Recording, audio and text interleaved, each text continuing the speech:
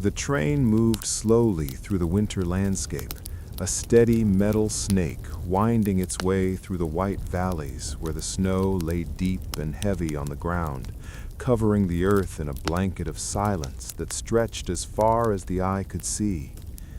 The wheels on the tracks made a rhythmic sound, a repetitive click-clack, click-clack, that vibrated softly through the floorboards of the carriage and traveled up through the soles of the shoes, creating a sensation of constant, gentle motion that was hypnotic and soothing.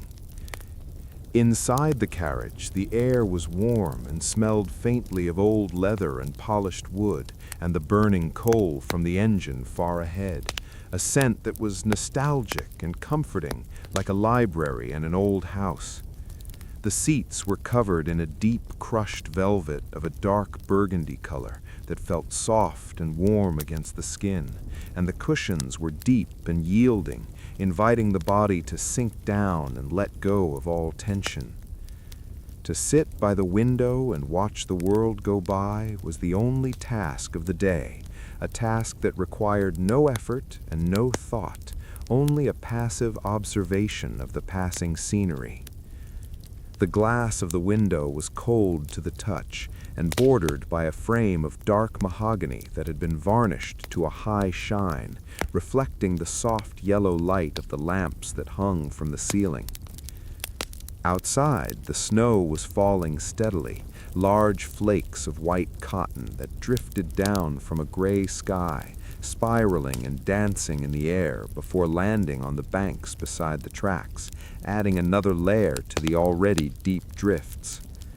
The telegraph poles passed by in a steady rhythm, one after another, connected by wires that dipped and rose, creating a wave pattern against the sky that was mesmerizing to follow with the eyes. One pole, wait. 2 poles, wait. 3 poles. The rhythm matched the beating of the heart and the slow intake of breath. Occasionally, a tree would appear close to the track, a pine tree heavy with snow, its branches bowed down under the weight, looking like a person wrapped in a white cloak. The dark green of the needles was a stark contrast to the whiteness of the snow, a splash of color in a monochrome world. Beyond the immediate vicinity of the track, the landscape opened up into wide fields that were completely empty save for the occasional wooden fence post that poked up through the snow, marking a boundary that no longer mattered. The train did not speed up and it did not slow down. It maintained a constant, steady pace that felt like it would continue forever, a journey without a destination, a travel for the sake of traveling. Inside the compartment, there was a small table between the seats, covered in a white linen cloth that was starched and crisp. On the table sat a cup of tea, the steam rising from the hot liquid in a lazy spiral that twisted and turned in the air before vanishing. The tea was an Earl Grey, fragrant with bergamot, a scent that mixed with the wood and the leather to create a perfume of relaxation. Lifting the cup was a slow movement, feeling the warmth of the china against the fingers, bringing it to the lips, taking a small sip, feeling the hot liquid warm the throat and the chest. There was no need to rush. The tea would stay warm for a long time, and if it got cold, there was always more in the silver pot that sat beside the cup. A book lay open on the lap, a thick volume with pages that were soft and yellowed with age. The text was dense and the font was small, a story about the history of geology, describing the slow formation of rocks and the shifting of continents over millions of years. Reading the words was a way to slow down time even further, thinking about the glaciers moving inches over centuries, thinking about the sediment settling on the ocean floor, layer by layer by layer. The sentences were long and descriptive, filled with words like sedimentation and erosion and stratification, words that were heavy and slow and sleepy. The eyes moved across the page, left to right, tracking the lines of text, but the mind was only half paying attention. The other half was drifting with the snow outside. The sound of the train whistle blew in the distance, a long, mournful note that echoed off the hills and faded away into the silence. Ooh. The sound was lonely, but not sad. It was a sound of passage, a signal that the train was moving through the world. The vibration of the train caused the tea in the cup to ripple slightly, tiny waves moving across the surface of the amber liquid. Watching the ripples became a game, a study in fluid dynamics on a miniature scale. The light in the carriage began to change as the afternoon wore on, the gray light outside deepening to a slate blue as the sun lowered behind the thick clouds. The lamps inside seemed to glow brighter in response, casting long shadows that swayed with the movement of the train. The shadows were soft and fuzzy, not sharp or scary, but comforting shapes that filled the corners of the room. A conductor walked past the door of the compartment, his uniform dark and neat, his steps measuring the length of the corridor. He did not stop, he did not speak, he just walked, a figure of routine and order. The sound of his footsteps faded away, replaced again by the click-clack of the wheels. Click-clack, click-clack. The rhythm was a lullaby, a song sung by steel and iron. The body felt heavy in the seat, the legs relaxed, the arms loose, the head resting against the high back of the chair. The eyelids felt heavy as if small weights were attached to the lashes, pulling them down. It was a struggle to keep them open, but it was a struggle that didn't really matter. If they closed, the world would still be there. The train would still be moving. The snow would still be falling. To close the eyes was to enter a world of sound and sensation where the rhythm of the train was the only reality. The feeling of the velvet, the smell of the tea, the sound of the wheels. It was a sensory cocoon, a bubble of safety moving through the winter night. The mind drifted to thoughts of other journeys, of other trains, in other times. It drifted to thoughts of warm beds and soft pillows. It drifted to thoughts of nothing at all, just a blank, peaceful space where there was no worry and no hurry. The train crossed a bridge, the sound of the wheels changing to a hollower, deeper rumble as they passed over the river below. The river was frozen, a sheet of white ice winding through the valley. The change in sound was brief, and then the click-clack returned, steady and reassuring. The landscape outside was becoming indistinct as the twilight deepened, the trees merging with the shadows, the fences disappearing into the gloom. Only the snow remained visible, a pale luminescence that seemed to glow in the dark. It was the time of day when the world prepares for sleep, when the birds find their roosts and the animals find their burrows. The train was a burrow of light moving through the dark. The heater under the seat clicked on, a soft whirring sound that added a layer of white noise to the environment. The warmth rose up, wrapping around the legs and the feet, chasing away any lingering chill. It was a dry, dusty heat that smelled of comfort. The book on the lap slid slightly as the train went around a curve, but it was caught and steadied. The page was turned, the sound of the paper rustling loud in the quiet. Chapter 4. The Formation of Limestone. The words blurred together, the letters swimming on the page. It was too dark to read, really, or maybe just too much effort. The book was closed and placed on the table next to the tea. The hands were folded in the lap. Now there was only the sitting and the waiting. But waiting for what? There was no destination in mind, no station to arrive at. The journey was the destination. The act of sitting was the activity. The train slowed down slightly as it climbed a gradient, the engine working harder, the puffing sound of the steam becoming audible. Chug, chug, chug.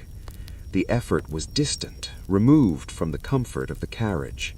The passengers were insulated from the work, insulated from the cold, insulated from the world. There was a sense of community in the train, even though the other passengers were unseen. Everyone was sharing this ride. Everyone was sharing this rhythm. Behind the wall of the compartment, someone coughed, a soft, muffled sound. Then silence again.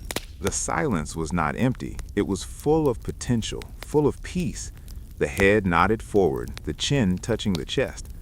A startle, a jerk back to wakefulness. Not yet, not quite yet. The eyes opened again, looking out the window. It was almost dark now. The reflection of the carriage interior was visible in the glass. The lamp, the red seat, the white tablecloth. It was a ghost room floating in the night. Beyond the reflection, the snowflakes were streaks of white light shooting past. It looked like the train was traveling through the stars, through a galaxy of snow. The speed seemed to increase in the dark, the sensation of motion more pronounced, but it was smooth motion, a gliding sensation. The train rocked gently side to side. Rock and roll, rock and roll. It was the motion of a cradle. The mind went back to childhood, to being rocked to sleep. The feeling was the same: safety, warmth, rhythm. The conductor walked past again in the other direction. This time he whistled a low tune, a fragment of a melody that sounded like a folk song. The whistling faded. The click-clack remained. It was the constant, the anchor. The tea in the cup was cold now, but it didn't matter. The thirst had gone. The hunger had gone. There was only the need for rest.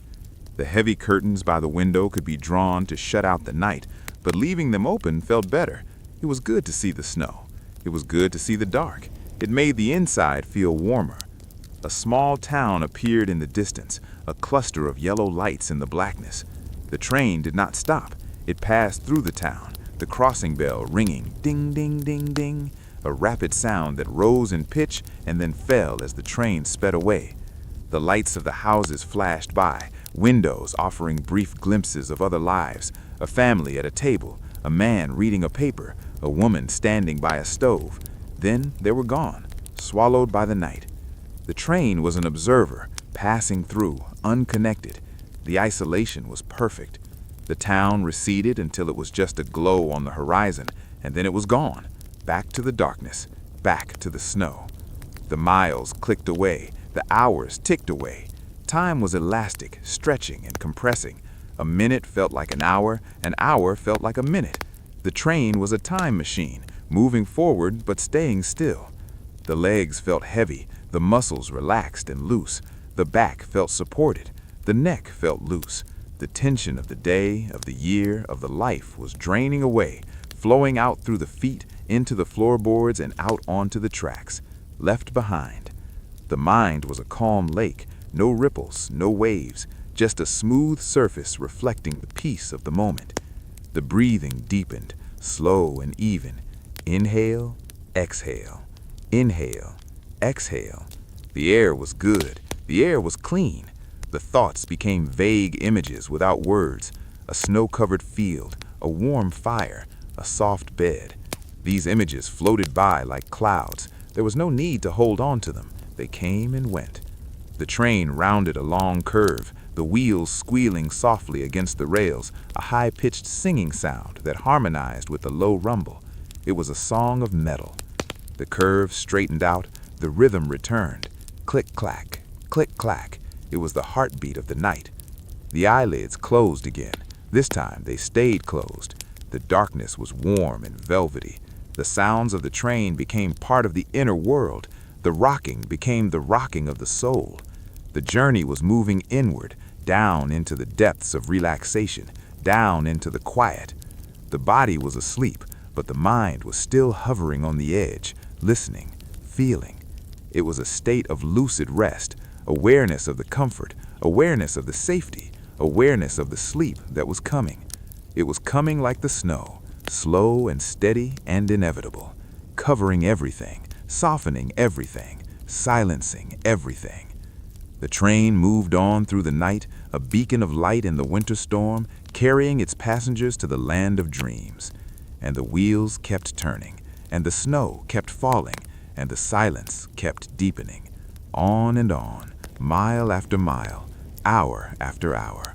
The perfect, boring, endless journey. The hunger that had been absent returned slowly, not as a sharp pang, but as a gentle suggestion, a thought that perhaps a warm meal or just a change of scenery would be a pleasant way to pass the next hour or so. The heavy door of the compartment was slid open with a soft mechanical hiss, revealing the corridor outside, which was narrow and lined with windows on one side and the polished wood of the cabin doors on the other. Walking down the corridor required a sense of balance, a swaying motion that matched the rhythm of the train, stepping left and right with the movement of the floorboards, while the hand trailed along the brass railing that ran the length of the wall, a rail that was cool and smooth to the touch. The sound of the wheels was louder here in the connection between the carriages, a clattering roar that was muffled as soon as the heavy door to the next car was pushed open. This was the dining car, a sanctuary of warm light and hushed tones, where the air smelled of roasted coffee beans and toasted bread and the faint savory scent of soup simmering in the kitchen far away. The tables were set with precision, each one covered with a heavy white tablecloth that hung down almost to the floor, the fabric starched and ironed into crisp folds that caught the light from the small lamps that stood on every table. The chairs were upholstered in a soft floral pattern, faded and comfortable, inviting the passenger to sit and stay for a long time. There were only a few other people in the car, a couple sitting at the far end, speaking in low murmurs, their heads bent together over a map, and a solitary man reading a newspaper, his glasses slipping down his nose. The silence was not absolute, but it was a textured silence, filled with the small domestic sounds of dining, the clink of a silver fork against a china plate, the soft thud of a heavy cup being placed back on its saucer, the rustle of a napkin being unfolded. A waiter appeared, wearing a white jacket with gold buttons, moving with a practiced ease that absorbed the motion of the train, his tray balanced perfectly on one hand. He pulled out a chair near the window, a seat that offered a view of the night, although the night was just a reflection of the interior. Sitting down felt like an event, the chair accepting the weight of the body, the table solid and reassuring. The menu was a single sheet of thick cream-colored card, printed with elegant black script, listing simple, comforting items like vegetable soup and roast chicken and apple pie. There was no need to read it all. The choice was simple, just a pot of coffee and a slice of warm bread. The waiter nodded and drifted away, silent as a ghost, leaving the passenger to study the table setting. The silverware was heavy and old, the knife handle worn smooth by thousands of hands, the fork tine slightly bent from years of use. The china plate had a delicate rim of gold and a pattern of small blue flowers in the center, a design that was intricate and boring at the same time, perfect for staring at while the mind wandered. The water glass was made of heavy cut crystal, refracting the light of the lamp into tiny rainbows that danced on the white cloth. The train went over a switch, the car lurching slightly, causing the water in the glass to sway back and forth, a mini storm in a crystal teacup. The waiter returned, the coffee pot, silver and steaming, held in a cloth to protect his hand. He poured the dark liquid into the cup, a steady stream that spiraled down, raising a head of golden foam, the aroma rising up to envelop the face in a cloud of warmth. The steam curled and twisted in the air, shapes that formed and dissolved in seconds. A small jug of cream was placed on the table, along with a bowl of sugar cubes. Picking up the silver tongs required focus, pinching a single white cube and dropping it into the black coffee. Plop! The cube sank to the bottom, disappearing into the dark. A splash of cream followed, swirling into the coffee, turning it a soft tan color, creating patterns of white and brown that looked like marble. Stirring the coffee was a slow, circular motion, the spoon clinking softly against the sides of the cup. Clink, clink, clink, a bell-like sound that was quiet and polite. The bread arrived on a small plate, warm and wrapped in a napkin. Breaking the bread released a puff of steam and the smell of yeast, a smell that was older than the train, older than the war, a smell of home.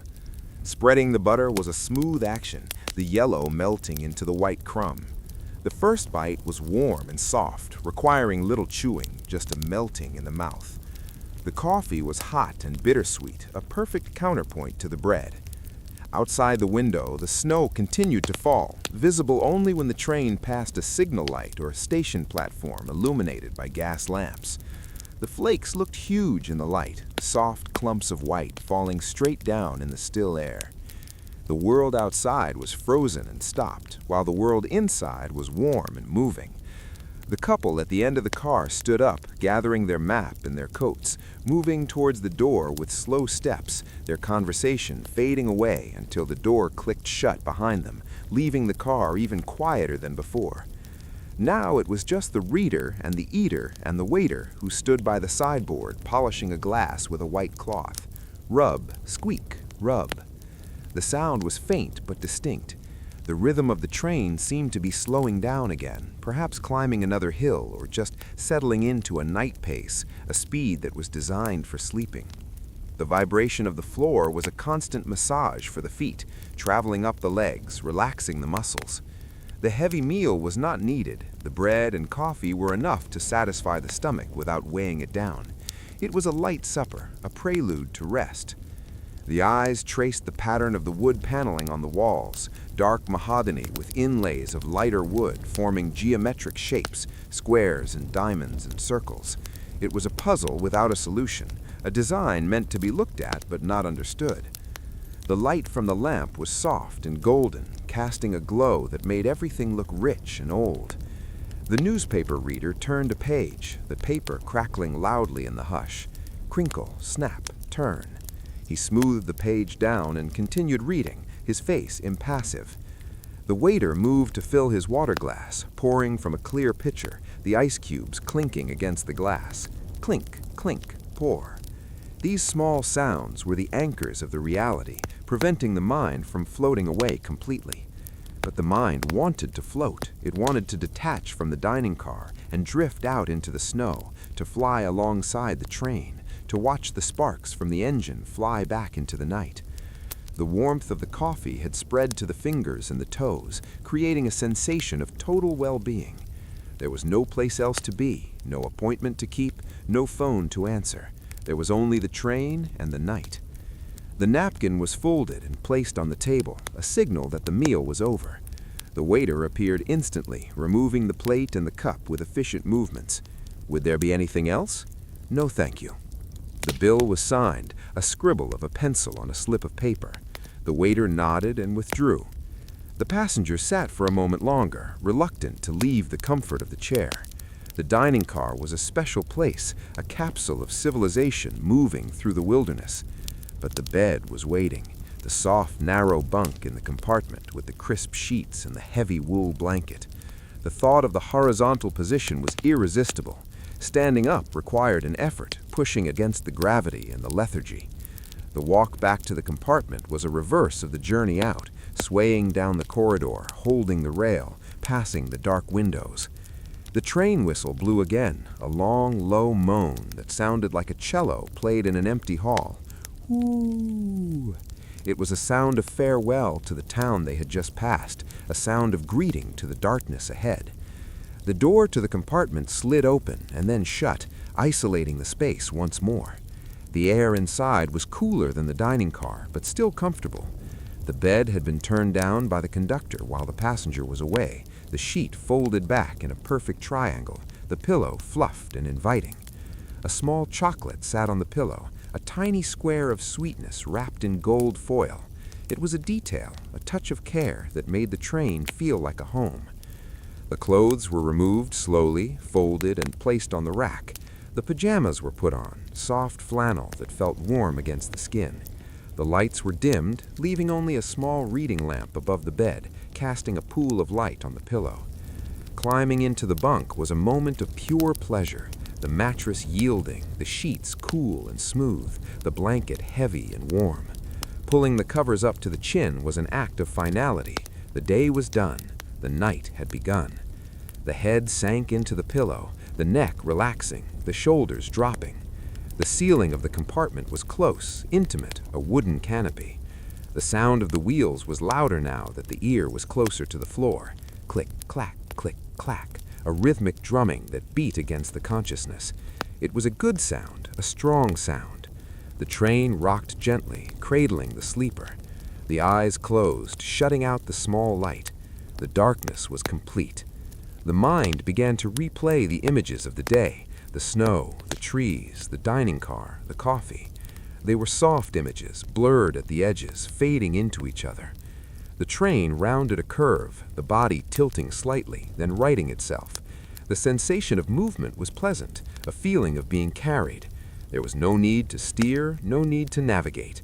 The engineer was up front, watching the tracks. The fireman was shoveling the coal. The conductor was walking the halls. The passenger had only to sleep, to let go, to drift. The breathing slowed down, deep and regular, matching the rhythm of the wheels. Inhale, click, clack. Exhale, click, clack. The thoughts became fewer, spaces of silence appearing between them. The silence grew longer, wider, deeper. The snow fell outside, covering the tracks, covering the world. The train moved on, a metal worm in a white cocoon. The dream started slowly, a dream of white fields and silent forests, a dream of warmth and peace. There was no sound in the dream, only the feeling of floating, floating on the snow, floating on the rails, floating on the night. The sleep was deep, dreamless, and heavy, a sleep that would last for hours, a sleep that would heal and restore.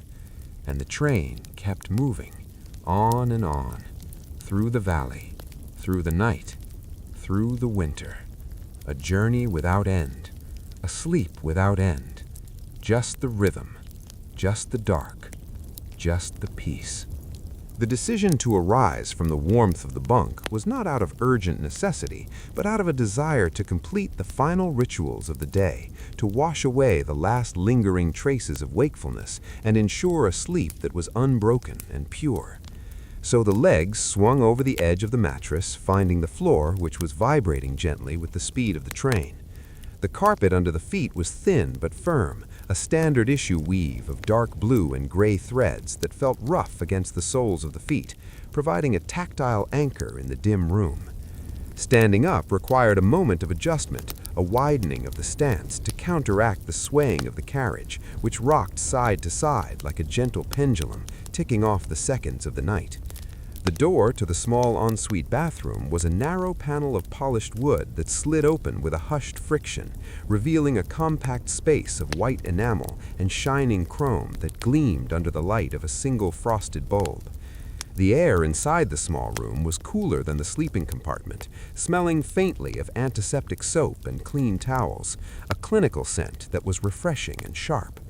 Stepping inside was like entering a capsule, a private world within a moving world, where everything was designed for efficiency and economy of space.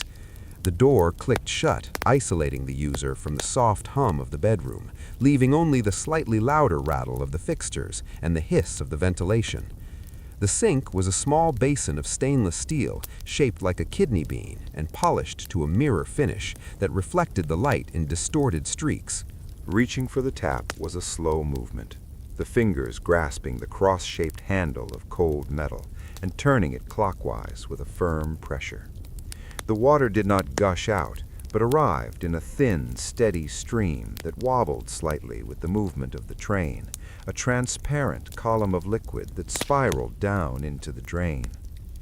Testing the temperature with a fingertip revealed it to be cool but not freezing, a refreshing temperature that would close the pores and calm the skin.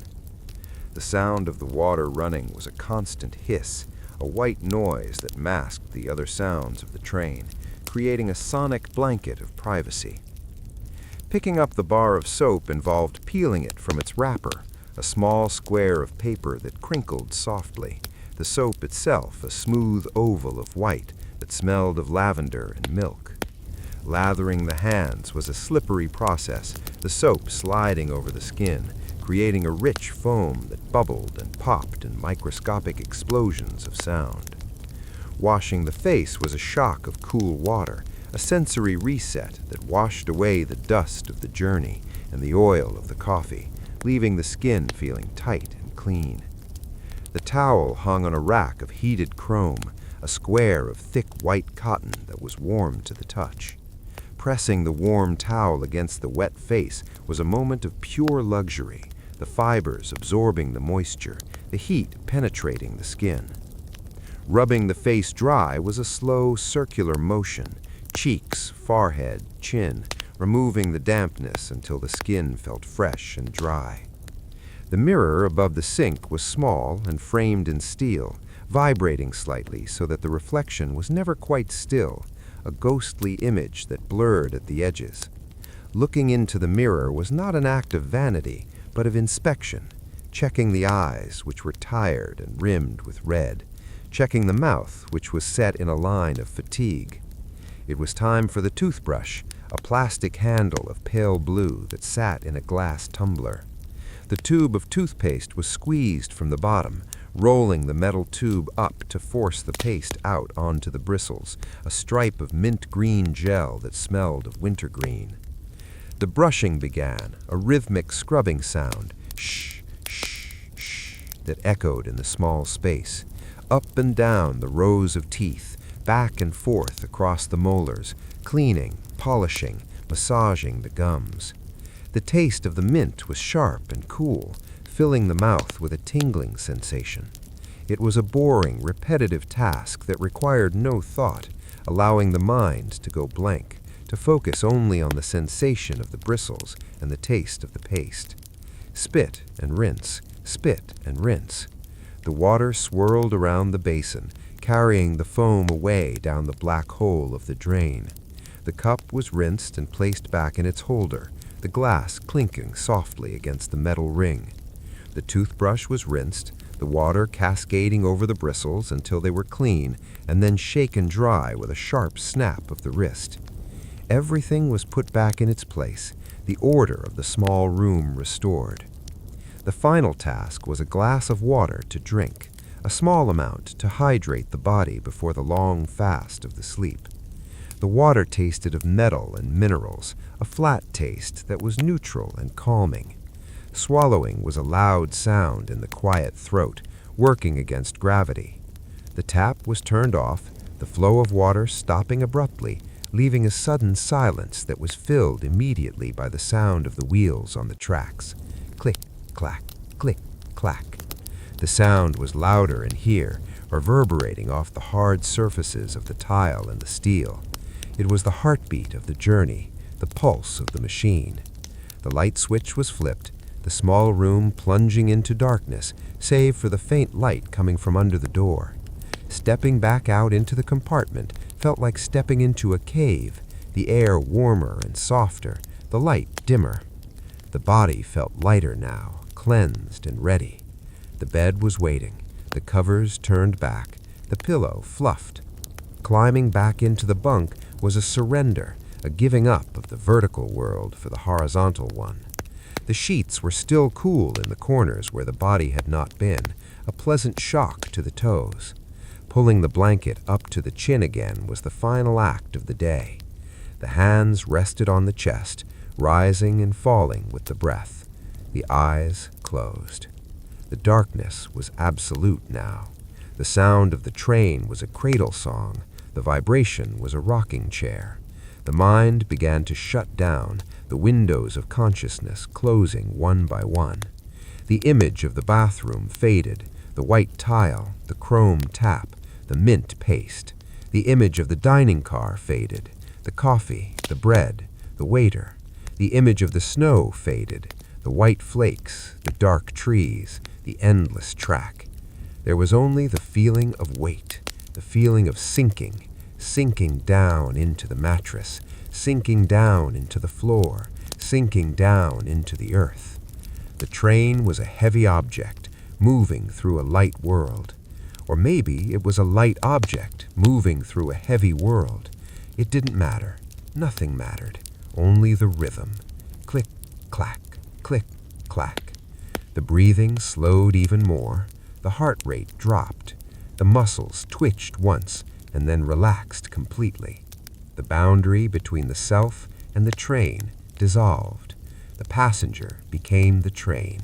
The train became the passenger, moving together through the night. The whistle blew again, far away, a sound from another dimension. It was calling to the sleepers, calling them down into the deep.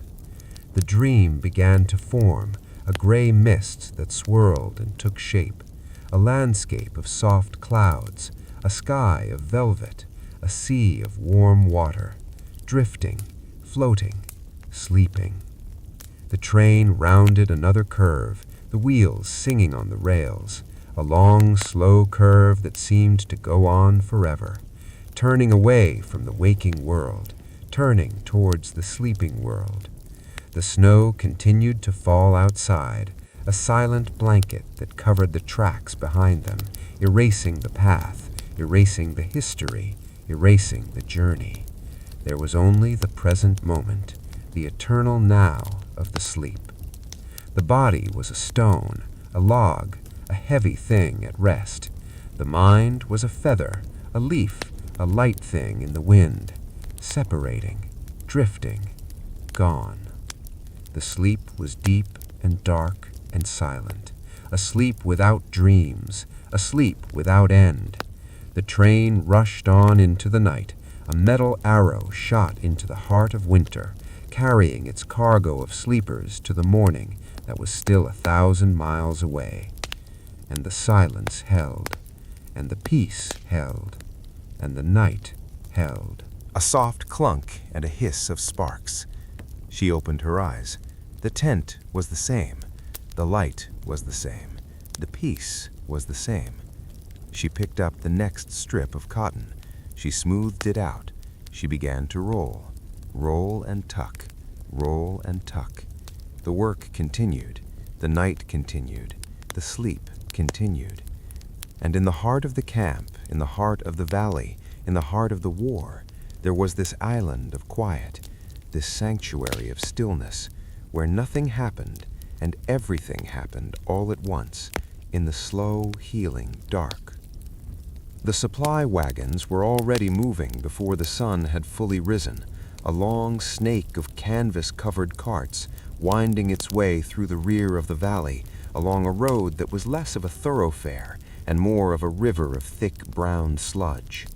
The mud was deep and tenacious, clutching at the iron rims of the wheels with a wet suction sound that repeated endlessly with every revolution, squelch, release, squelch, release, a rhythm of resistance that defined the pace of the entire morning. The driver of the third wagon in the line sat hunched on the wooden bench, his hat pulled low over his eyes, his body swaying gently with the lurching motion of the cart.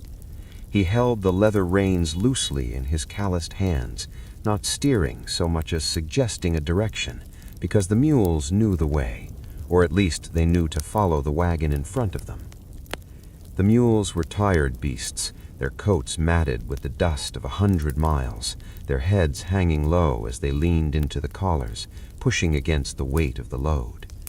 The wagon was heavy, laden with crates of hardtack and barrels of salt pork and sacks of coffee beans, a dead weight that groaned and creaked with every shift of the terrain.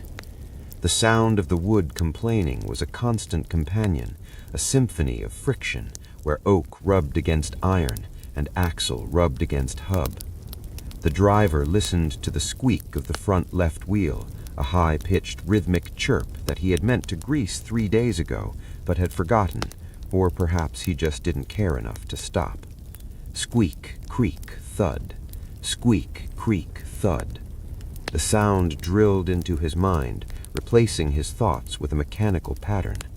He stared at the backs of the mules, watching their muscles bunch and relax under the skin, watching their long ears flick back and forth to flick away the flies. The road ahead was invisible, hidden by the white canvas of the wagon in front, a wall of cloth that bobbed and swayed, blocking out the horizon. There was nothing to see but the mud and the mules and the canvas. The fog was still thick in the hollows, hanging in the trees like wet wool, dampening the sound of the hooves so that they sounded distant and muffled. The driver shifted his weight on the hard bench, trying to find a softer spot on the wood, but there was none. He had been sitting on this bench for weeks, or maybe years. It felt the same. The journey was a circle of movement that led nowhere, from the depot to the camp, from the camp to the depot. The landscape changed slowly, tree by tree, hill by hill, but it remained essentially the same, a blur of green and gray and brown. A large puddle appeared in the road, a sheet of dirty water reflecting the gray sky. The mules stepped into it without hesitation, their hooves splashing the water onto their bellies. The front wheels rolled into the depression, sinking down with a heavy lurch that shook the driver's teeth. The wagon groaned, the cargo shifted with a dull thud, and then they began the slow climb out of the other side, water dripping from the spokes in muddy rivulets. Drip, drip, drip. The water fell back into the mud to be churned up by the next wheel.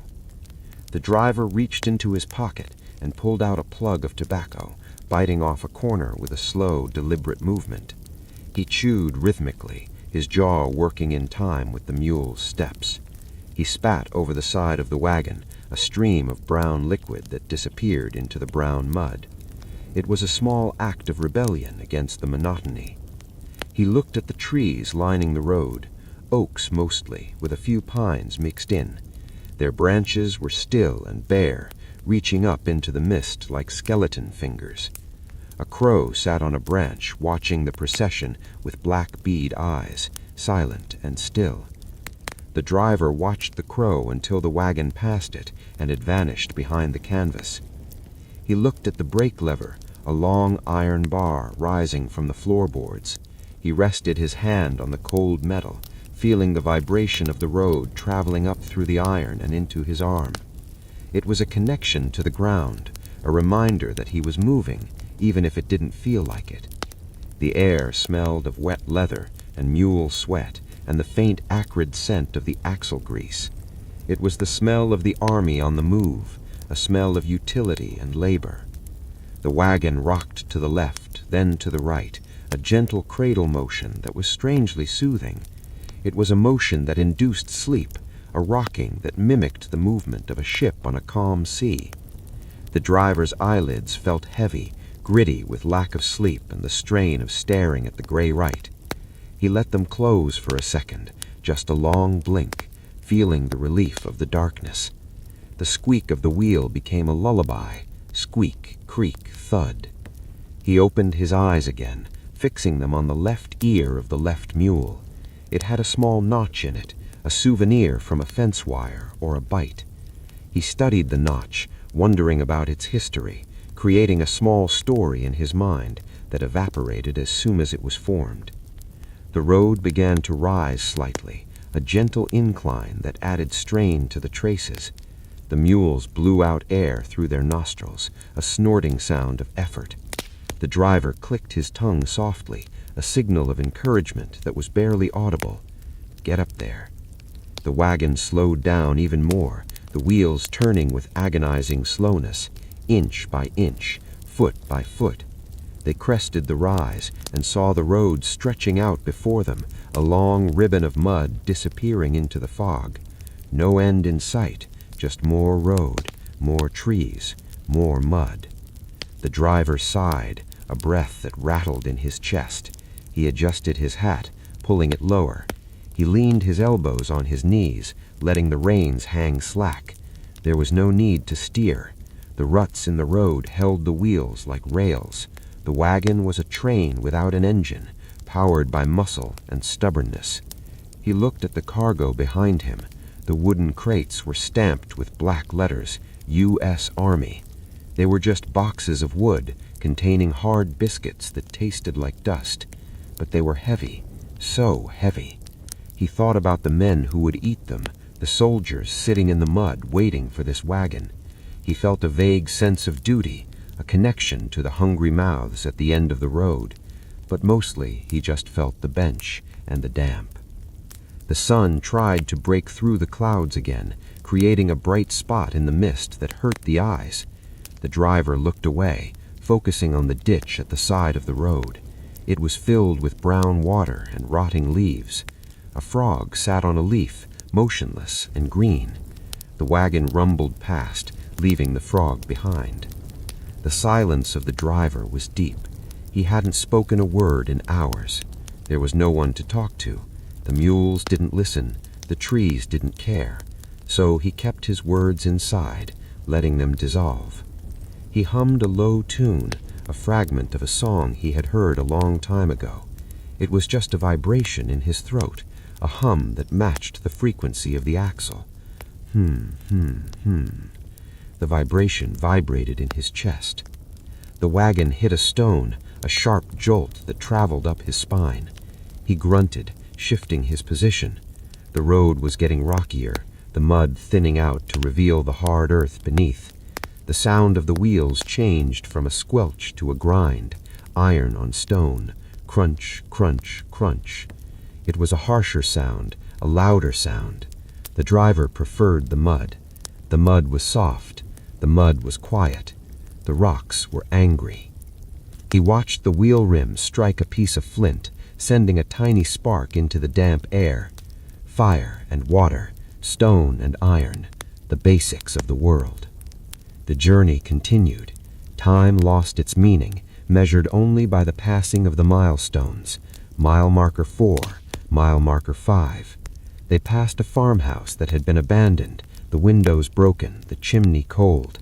It looked sad and empty, a shell of a home. The driver looked at it without emotion. It was just another shape in the fog. He wondered if there was a well. He was thirsty, but he didn't stop. To stop was to lose the momentum. To stop was to admit that the journey was long. So he kept moving. The mules kept walking. The wheels kept turning. The cycle of the supply train was unbroken. It was a slow-motion parade of logistics, a dull gray snake crawling across the land. The driver closed his eyes again, letting the rhythm take over completely. He was not a man anymore. He was part of the wagon. He was wood and iron and leather. He was moving, and he was still. He was awake, and he was asleep. He was just a driver on a muddy road in the middle of a war that seemed to have no beginning and no end, only the endless turning of the heavy wheels.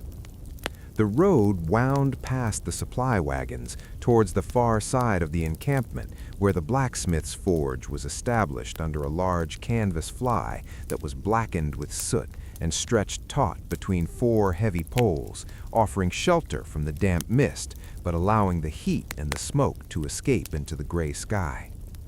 As one approached the forge, the smell of the mud and the wet wool faded away, replaced by the sharp, acrid scent of sulfur and coal dust and the distinct earthy smell of hot iron interacting with the air. The forge itself was a portable field unit, a heavy iron box filled with dark coals that lay dormant and black until the bellows were engaged. The blacksmith was a man of immense stature and slow, deliberate movements, wearing a leather apron that was cracked and stained with the history of his trade, covering his clothes from chest to knee. He stood by the fire with a patience that matched the mountains, holding a pair of long iron tongs in his left hand and a heavy hammer in his right, resting the head of the hammer on the face of the anvil.